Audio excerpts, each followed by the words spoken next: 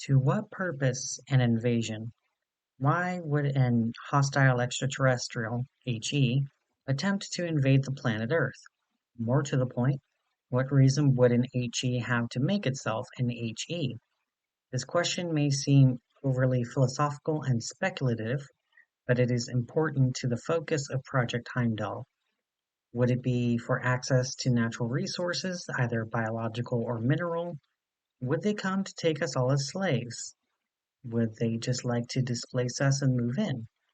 For the reasons that will be brought up in this report, the answer to all of these is a resounding no.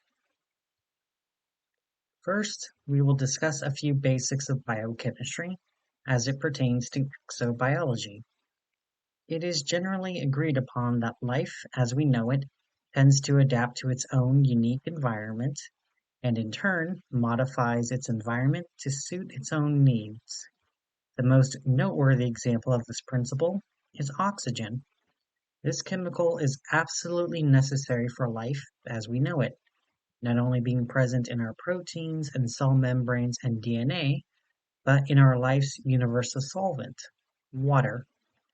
Without oxygen, it's clear that life simply could not exist. But one form of oxygen used to be highly toxic to all life on Earth. This form consists of two oxygen atoms linked together by two covalent bonds. Inside a living system, this chemical oxidized its life-sustaining mechanisms to the point where they could not function at all. During the Precambrian era, a mass extinction event that we now call the oxygen catastrophe. At that time, some bacteria managed to develop a way to use solar radiation to transform water and carbon dioxide into metabolizable sugars and oxygen molecules.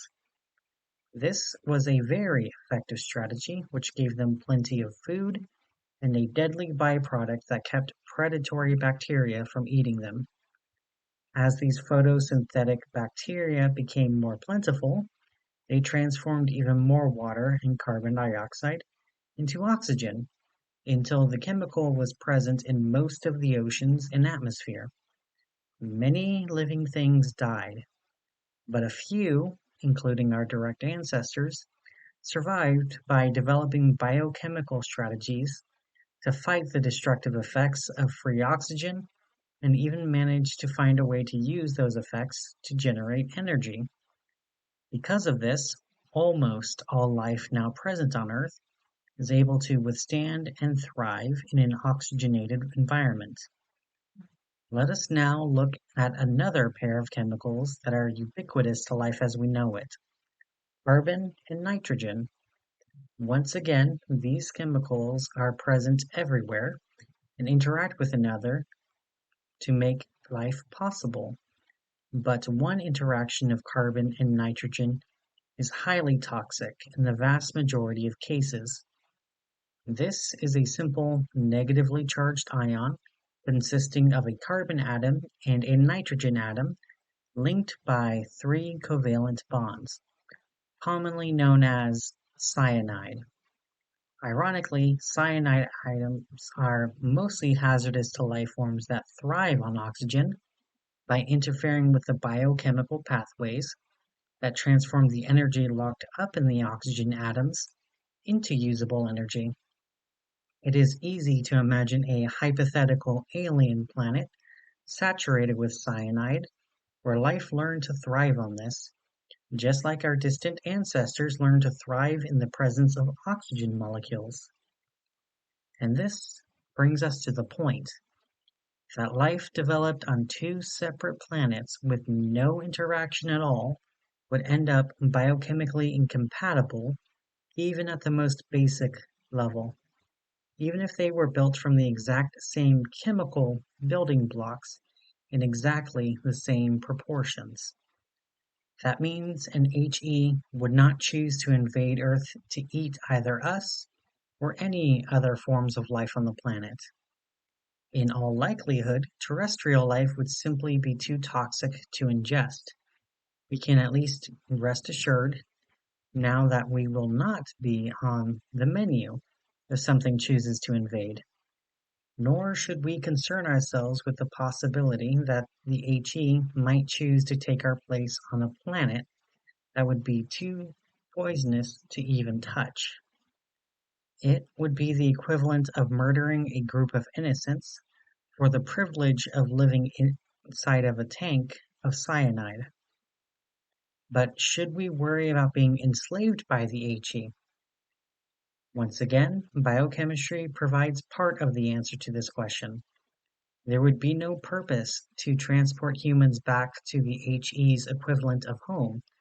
These slaves would require a specialized environment and a unique diet that is incompatible with anything that exists on their homeworld. Land would have to be extensively terraformed in order to support our sources of food, thereby removing land that could otherwise be applied to other purposes by the HE.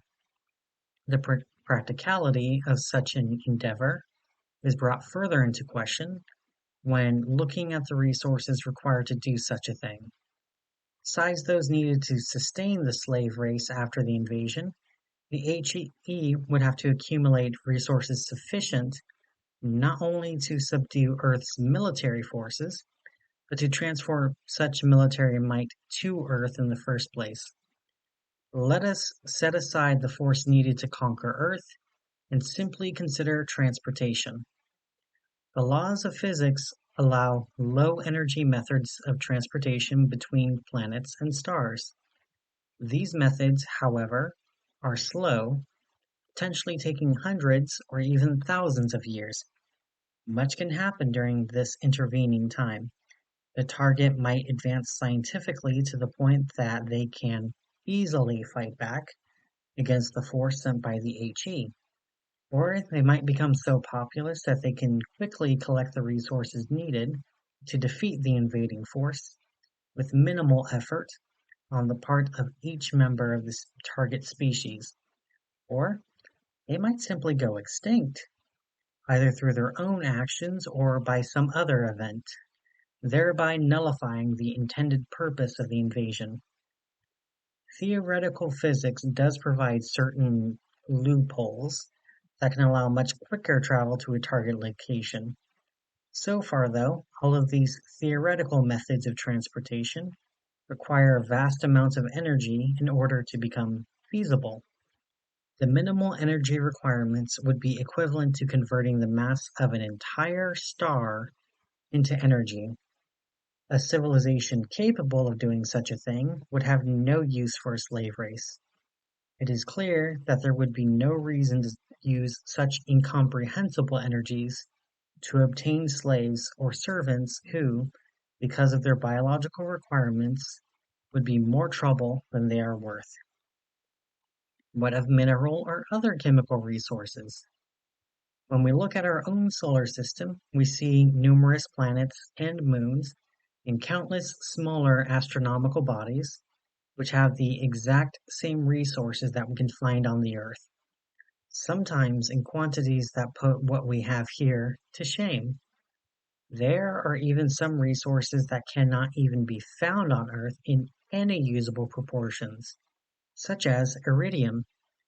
To put things bluntly, there are enough resources close by that there would be no point in traveling further for them, were it more practical to travel to another star for your resources for whatever strange reason. It would be easier to mine an uninhabited moon rather than invade a populated world and subdue its population in order to take their resources. Recent findings in mainstream exoplanet research have found that at least half of our stars have planets orbiting them. When combined with the most liberal possible result of the Drake's equation, wherein the nearest likely alien civilization would be located hundreds or thousands of light years away, it is evident that there are enough resources between us and them that we are likely to be spared any invasion for this reason. What purpose, then, would the HE have to invade Earth? With all of these other scenarios being unfeasible, there is only one reason that an HE would attack. complete extermination. The human race would be considered a potential threat by the HE, either in its current state or as extrapolated by our current paths of development. If this is the case, it would stand to reason that the HE would use methods that have a high chance of success with little consideration for collateral damage. Such methods may include a universal pathogen that is going to infect and destroy any and all humans, application of the gray goo scenario, or even the outright destruction of the Earth. Therefore, it is this researcher's opinion that there is little reason to focus on military, sociological, or economic attacks, as these all have varying degrees of risk inherent in their very natures, and furthermore would do little to aid in the goal of extermination.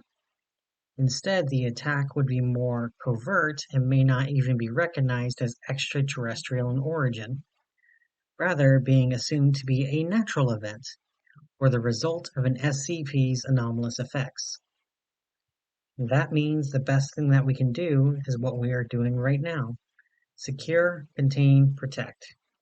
It may very well be that some items currently in our custody may be the tool that the HE had intended for our destruction, and that we have already foiled their plans without even realizing. Another prudent course of action may be to invest into research into interplanetary and eventually interstellar travel.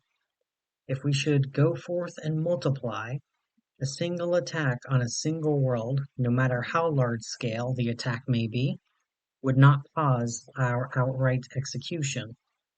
In effect, we would have a backup or multiple backups, and should we be successful in such an endeavor, we may even have a chance of becoming the HE ourselves.